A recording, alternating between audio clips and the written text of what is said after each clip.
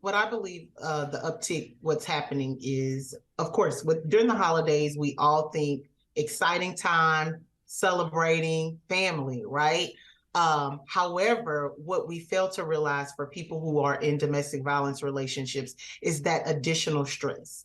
So for people who aren't in those type of relationships, we already have the regular stresses of, I got to figure out how to buy all these gifts, wrap all these gifts, do it outside of work on the weekends. So imagine that added pressure in the household where there is violence, where there is possibly limited income, because we know finances is also something that abusers utilize to gain power and control. So if I don't have the financial means, I got to figure out how to buy all these gifts for all these kids with the little bit that I do have, right?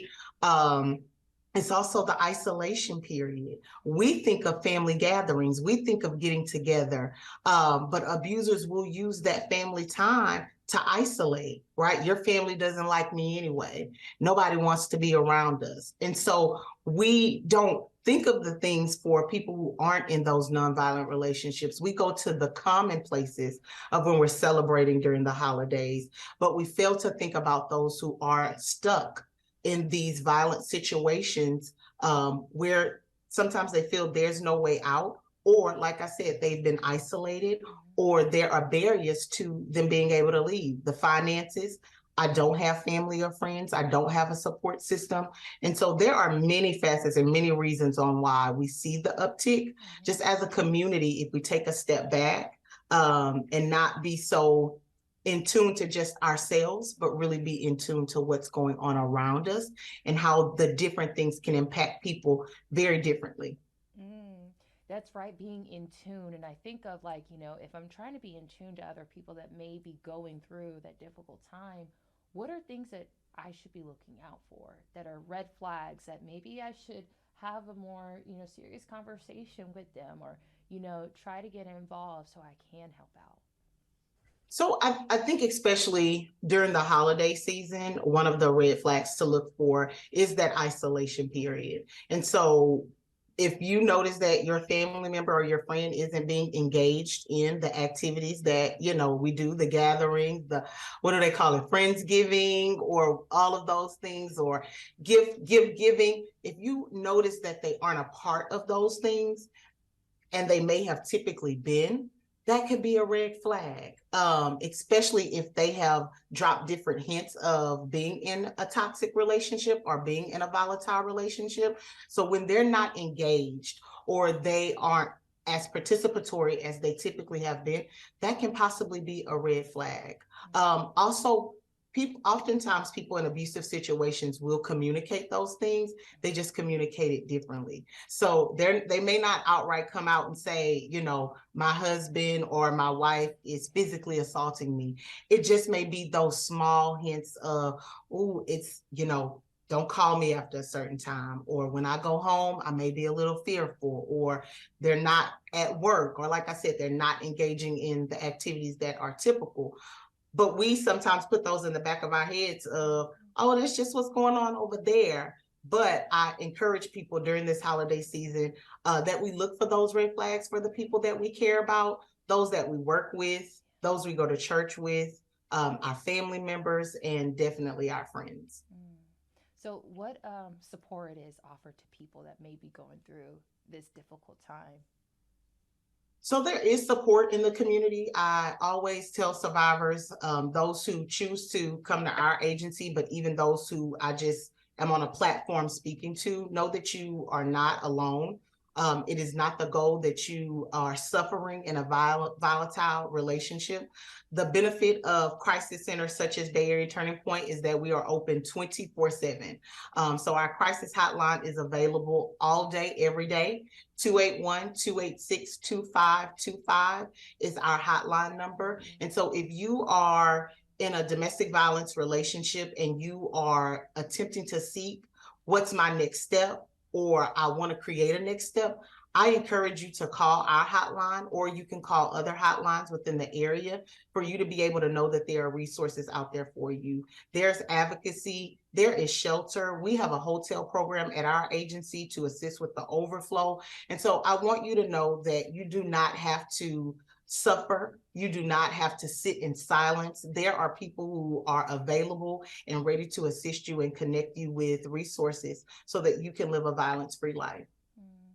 And I know a lot of mothers or a lot of domestic partners, when they think about leaving, especially during this holiday season, a lot of times they wind up saying for the kids, I want to Mm-hmm. make a good holiday for them, you know? Mm-hmm. And I just want people to hear that it's better that you be in a safe place and your kids be in a safe place rather than thinking of that next toy that they're going to get. And I know that Right. kids would appreciate that. It is, I guess, when you think about leaving to a place that you've seeking shelter, like when I think about those places of a shelter, you conjure up a feeling of maybe not as warm, maybe not as inviting. Could you draw a picture for people to know that they're going to go to a place that supportive, they feel safe in, and they can also feel like they're in a loving home? Absolutely. And you pointed it out very perfectly. Shelter can be a scary place. Mm-hmm. It's the unknown. We're all human in that space, right? Like, I don't know what's going to happen when I open the door, when I walk through, right? But I would definitely like to speak to those who are unsure if you want to go to a shelter. Our shelter, we can house up to 72 adults and children.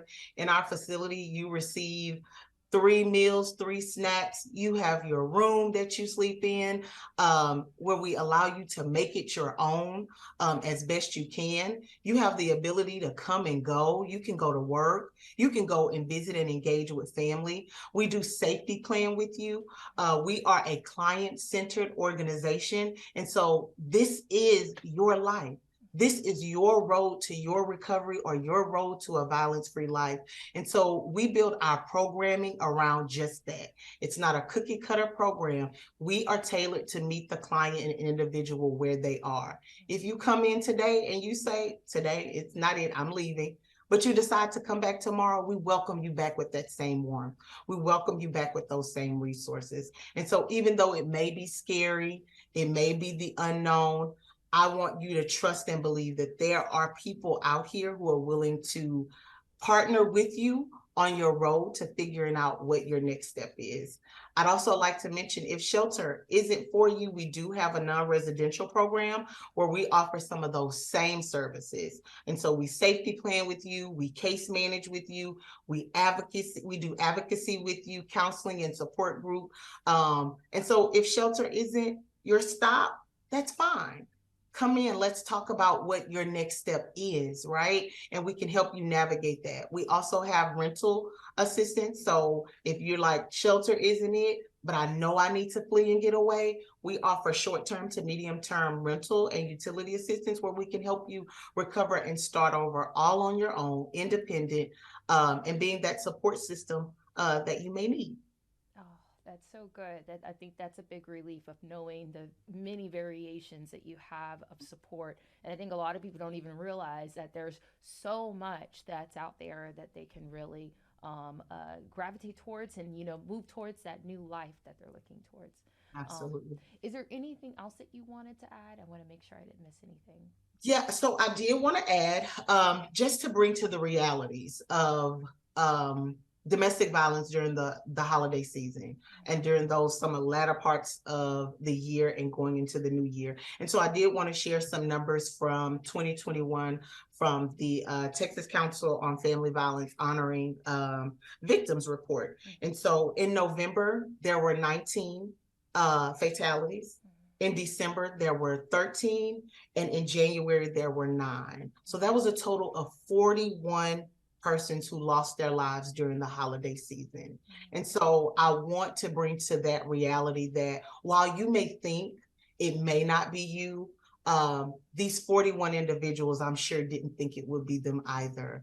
They didn't want to have to abruptly leave their families, leave their children and their loved ones. And so if you are in a volatile relationship, if you are in a domestic violence relationship, whether you link up with Barrier Turning Point or not, the goal is just that you seek help, and that you seek safety first. Number one, plan it out.